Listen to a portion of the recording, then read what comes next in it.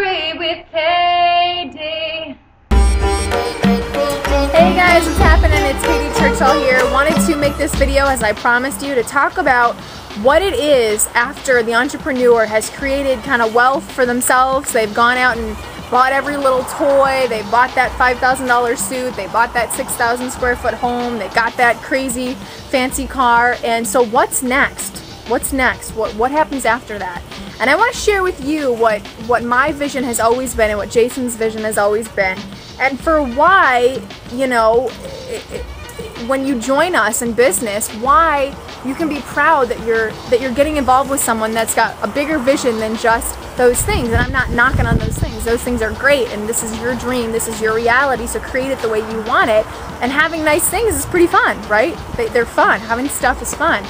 But one of the things that Jayson and I want to do, and I should say this is kind of the big, huge vision that he and I have, and that's that we want a community.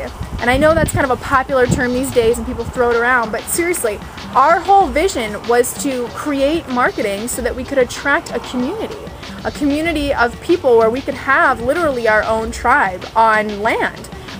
You know, we wanted to be able to provide a space for other young, wealthy and free entrepreneurs to get off the grid. And why do you want to get off the grid? Well, if you were to go and see the first blog I ever made on home-based business, it was called The Art of Financial Freedom, or excuse me, it was called successisahabit.info, and then my premise was the art of financial freedom.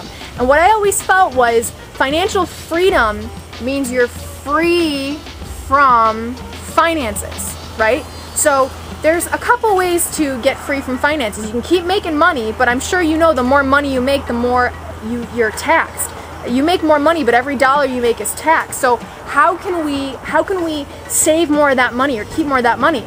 You eliminate your expenses. You eliminate things that take money away from you. And what are the biggest things that take money away from us? Think about this for a second.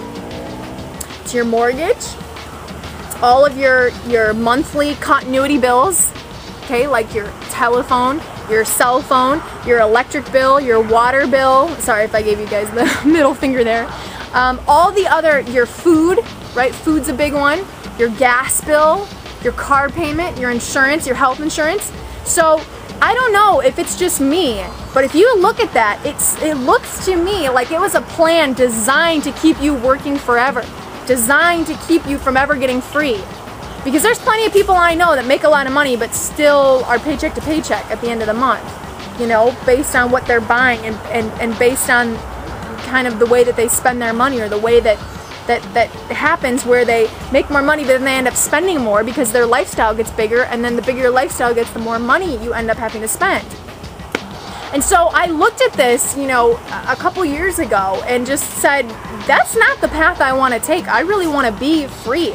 And I knew that I would need a little bit of wealth, because I knew I didn't want to live in the dirt, even though sometimes that is appealing, you know, let's just go live in the dirt and live in some tents and, you know, eat some guavas. But that doesn't give you choice. That doesn't give you true freedom, because not having the choices to be able to go and do the things you want to do is not freedom. Being restricted because you don't have a car, you don't have money to do this, or you don't have money to drive here is not freedom. So to me, it seemed, that's why I came up with that term, hybrid hippie. In other words, meaning that you have the money to do what you want to do, but you don't have to keep working for more money and be a slave to more money, because you have found other ways to get through life without having to use money. And to me, it wasn't, the answer wasn't, okay, just go and buy food from the cheapest place you can buy it. Because often, if you do research behind that company, they're cutting corners and providing you services, products, and foods that are not actually healthy for you. They're not healthy for the planet, and they're not healthy for the people that are being shortcutted in order to make it cheaper for you. Okay, and I'm not even gonna start naming some of the corporations that do this, but it was like, you do get what you pay for.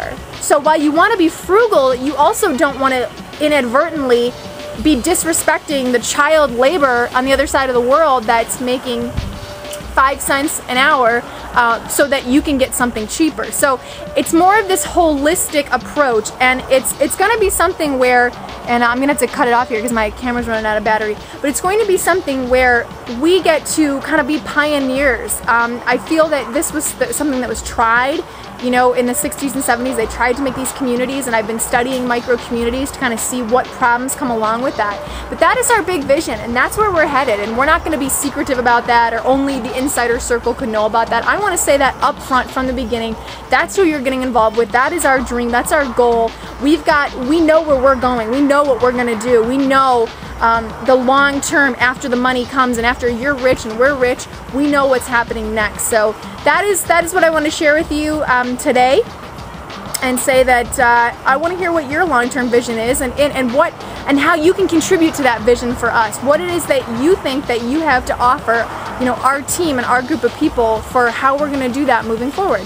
So that's it, you guys. Love you very much. Aloha. Talk to you soon. Bye-bye.